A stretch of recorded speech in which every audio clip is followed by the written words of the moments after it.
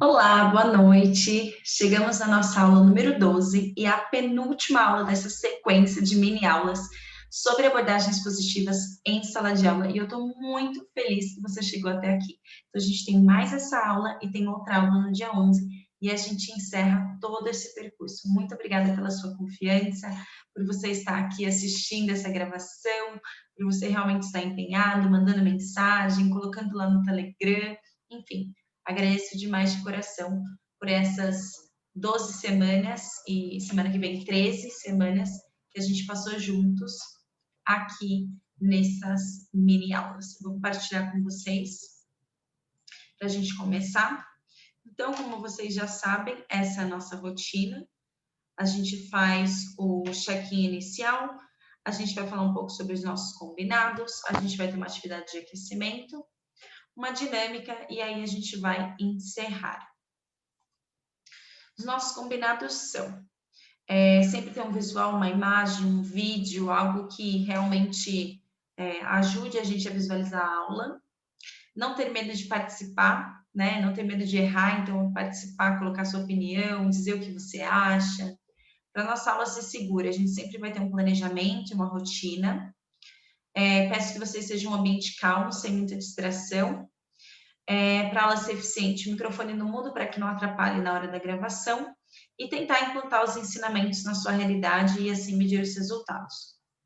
E como atividade de aquecimento, eu vou ensinar hoje para vocês um exercício de respiração que eu coloquei o nome de onda, mas eu não tenho certeza qual que é o nome original do exercício, mas acho que onda traz um pouco do que realmente ele é. Então, eu vou pedir para você fechar os olhos. Ache uma posição confortável, uma posição que você fique com a sua coluna alinhada e ereta. A gente vai fazer 3 respirações fundas. Respirou. Expirou. Mais 2.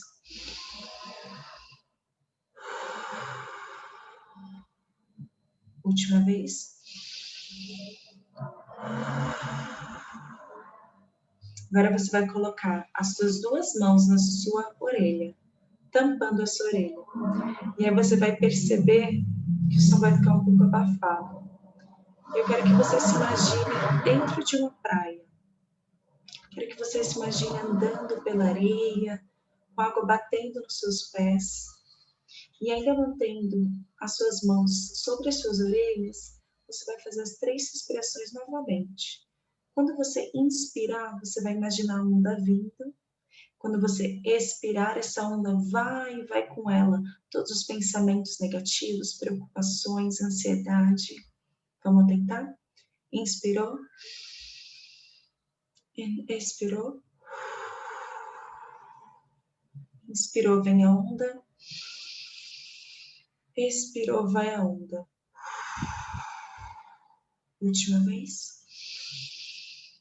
Expirou. Solta as suas mãos no seu colo. Quando você se sentir preparado, você pode abrir seus olhos. Muito gostoso, né? Eu adoro pensar que eu tô na praia. Me traz uma tranquilidade, me traz uma certeza de que tudo tá bem, né? E com essas ondas estão levando todas as minhas preocupações, eu me sinto mais leve.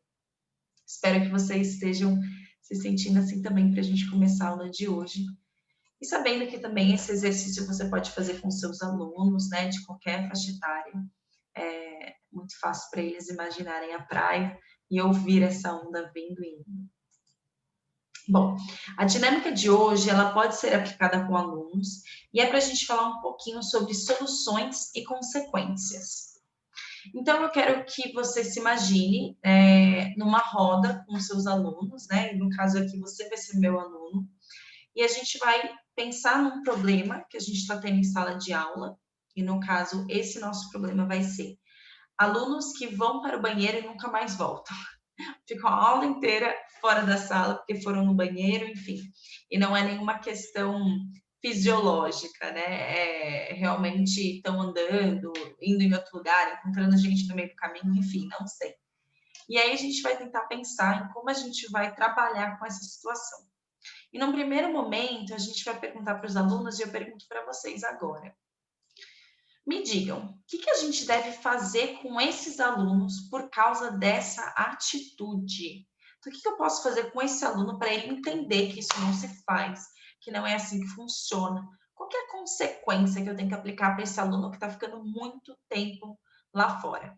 Então, pausa esse vídeo, anota 3 consequências que você consegue pensar que podem ser colocadas nessa situação e que vão fazer que os alunos realmente entendam que isso não deve ser feito.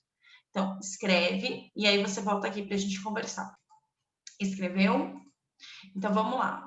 Aqui são algumas que eu anotei, que talvez sejam parecidas com a que você anotou, talvez não, e aí depois eu quero que você mande lá no nosso grupo do Telegram, porque eu quero ver as coisas que vocês pensaram. Então, eu coloquei ficar na sala durante o intervalo, então o tempo que você ficou fora, agora você vai ficar na sala. Ligar para os pais, pensar em uma suspensão. Então, eu escrevi 3 consequências para esses alunos por causa dessa atitude de ir no banheiro e nunca mais voltar, certo? E aí, realmente, é sem julgamento nenhum, é tipo, quais consequências que vêm, vamos listar todas na lousa, sem analisá-las. Agora a gente vai pensar na mesma situação, mas dessa vez a gente vai focar em solução em vez de consequência. Então, nessa sala, a gente não acredita que as pessoas devem pagar pelo que elas fizeram. As pessoas, a gente deve pensar em soluções para ajudá-las a realmente construir habilidades de vida e aprender com seus erros, né? Entender que os nossos erros são oportunidades de aprendizagem. Então, quando eu penso em consequência, quando eu penso em soluções, elas devem ser razoáveis, relacionadas, respeitosas e úteis. Então, dependendo da idade dos seus alunos, é sempre bom checar o que eles entendem pelas definições dessas palavras, para que realmente a gente esteja alinhado e eles entendam o que cada uma quer dizer, né? Então, razoável é algo que é possível de ser feito, né? Então, por exemplo, se um aluno sujou uma mesa, uma solução não razoável é ele limpar todas as mesas, né? Isso não é razoável, né? Mas ele limpar a mesa dele talvez seja uma solução razoável. Relacionada será algo que tem a ver com o que aconteceu. Então, se o negócio é sobre ir ao banheiro e o tempo que demora de ir no banheiro, perder um intervalo não é relacionado a isso. Respeitosa, né? É aquilo que respeita o aluno como um indivíduo e também respeita a gente como professor. E ela deve ser útil, né? Ela deve ter uma função.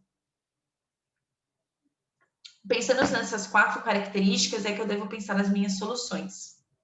Então, pausa de novo esse vídeo, eu sei que eu dei um spoiler aí, mas tenta pensar em 3 soluções que correspondem a esses 4 critérios: razoável, relacionada, útil e respeitosa, tá bom? Então, pausa, escreve e volta. Agora que você escreveu 3 ou mais, ou menos, enfim, não sei, eu escrevi algumas aqui que a gente poderia usar, que são soluções razoáveis, relacionadas, respeitosas e úteis. Então, de uma solução seria pedir para um outro aluno ir procurar esse aluno, né, que está fora e que pode trazer ele de volta. Um outro seria um combinado prévio, né, de conversar com esses alunos antes de falar, olha, se você não voltar em 20 minutos, e é um exemplo que eu dei de tempo aqui, eu vou ter que chamar um inspetor, um coordenador para verificar o que aconteceu, né? E aí o que esse coordenador vai fazer, aí é com ele, né? Então é um acordo prévio, um combinado prévio que esse aluno sabe que vai acontecer. E o 3 é tentar entender a causa dessas saídas. O que esse aluno está querendo me dizer, né? Então, será que a minha aula está sendo legal e está prendendo a atenção dele? Será que ele pode me ajudar a pensar em maneiras de tornar essa aula um pouco mais legal? Será que é algo fisiológico, né? Que esse aluno está demorando muito no banheiro e talvez ele precisa procurar um médico?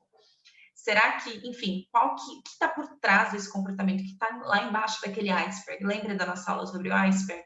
Então, o que eu vejo é esse tempo demorado para voltar do banheiro. Mas o que está embaixo? Então, aqui eu coloquei 3 soluções que poderiam nos ajudar nesse processo.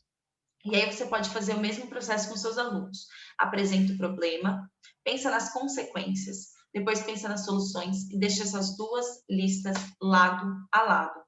E aí, quando você deixa essas 2 listas lado a lado, é que a gente consegue realmente notar algumas diferenças.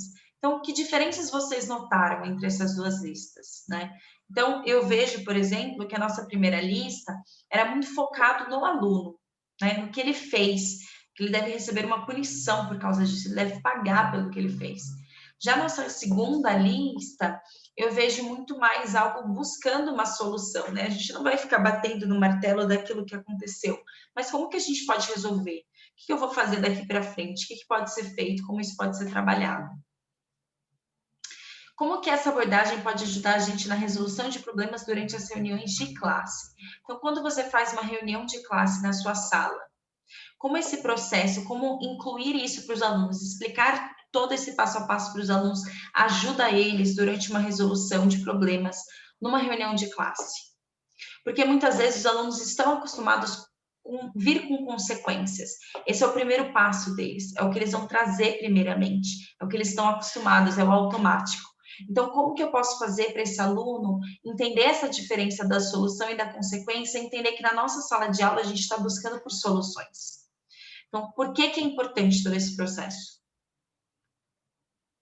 A gente não pode simplesmente dar por óbvio que o aluno sabe, né? A gente tem que construir essa caixinha de ferramentas e auxiliar esse aluno realmente a entender como que ele pode ver essas diferenças, esses contrastes e como que ele consegue realmente trazer mais soluções e não consequências, né? Então, trazer esse passo a passo, realmente colocar uma lista do lado, uma da outra, ajuda esse aluno a entender. Mas, Giovanni, se esse aluno trouxer na hora das soluções algo que não é solução, é mais uma consequência punitiva, aí você pode fazer algumas perguntas curiosas para ele, né? Do tipo, me diga como essa solução é respeitosa com o seu amigo. Me explica, me ajude a entender como essa solução é relacionada com o problema que a gente está discutindo agora. E aí ver o que o aluno traz e se realmente ela não entra nos critérios, então, eu acho que essa não é uma solução que a gente poderia colocar na nossa lista. E aí, essa solução é eliminada. Mas sempre fazendo perguntas genuínas e curiosas para que esse aluno traga para a gente todo esse questionamento, todos esses pontos. E aí, a última pergunta que eu queria te fazer é: você já ouviu o termo paradigma da dominância? Você já viu esse termo? Já viu alguém falar sobre isso? Eu ouvi esse termo pela primeira vez fazendo um curso introdutório em comunicação não violenta. Eu achei muito interessante. E eles dizem que a nossa sociedade está fechada nesse paradigma da dominância, onde a gente acredita que o indivíduo, o ser humano, ele deve pagar pelo que ele fez. Essa é a nossa mentalidade. Então, ou você tem que pagar pelo que você fez, ou você tem que ganhar pelo aquilo que você fez, né? Você tem que ser recompensado. Então, a gente sempre pensa numa relação onde eu tenho uma pessoa maior que a outra e há essa dominação. E eu digo, se o que você fez você tem que pagar, ou se você tem que ser recompensado. Nada é interno. Nada é o que eu acho, né? Como eu me sinto, como eu entendo a situação. Então, o paradigma da dominação vê essa relação não paralela, né? Ver essa relação que a gente tem vertical, uma pessoa acima da outra, e ver realmente um julgamento dessa pessoa no alto, dizendo, julgamento de valor, dizendo o que ela acha que deve ser feito ou não. E aí, quando a gente olha para abordagens positivas, como a comunicação não violenta, a disciplina positiva, a gente entende que a gente não está vivendo num paradigma de dominação. A gente está vivendo em relações horizontais, a gente está entendendo e buscando soluções, aprender um com o outro, onde nosso erro é uma oportunidade de aprendizado. Então, é muito difícil para a gente quebrar esse paradigma, né? Não é à toa que é um paradigma. É muito difícil para a gente sair desse automático. Então, realmente, a gente tem que trazer isso em sala de aula, trabalhar isso mais em sala de aula e questionar isso com os nossos alunos para que a gente consiga, aos poucos, ir quebrando esse paradigma e construindo a tão sonhada classe positiva, não é mesmo? E agora que você assistiu essa aula até aqui, eu quero te lembrar que até dia 11, sexta que vem, então a gente tem uma semaninha só, o curso Classe Positiva vai ficar em aberto, carrinho aberto, mas até dia 11. Depois disso, o carrinho vai ser fechado. Em janeiro, ele vai passar por algumas atualizações. E aí, o nosso preço vai aumentar. Isso quer dizer que, para quem comprar até dia 11 de dezembro, você vai ter acesso a todo o curso, a todas as atualizações, a novos bônus que vão entrar, sem nenhum custo adicional. E aí, para quem decidir comprar em janeiro, vai comprar com um preço maior, certo? Então, se você tem interesse, acessa o site hotm.arte/classe positiva. Ou entra lá no meu Instagram, @educadora positiva, e o link está lá na minha bio, é só você entrar e é facinho de acessar, certo? Muito obrigada pela presença de vocês, um grande beijo e eu vejo vocês sexta que vem para a nossa última mini aula sobre abordagens positivas.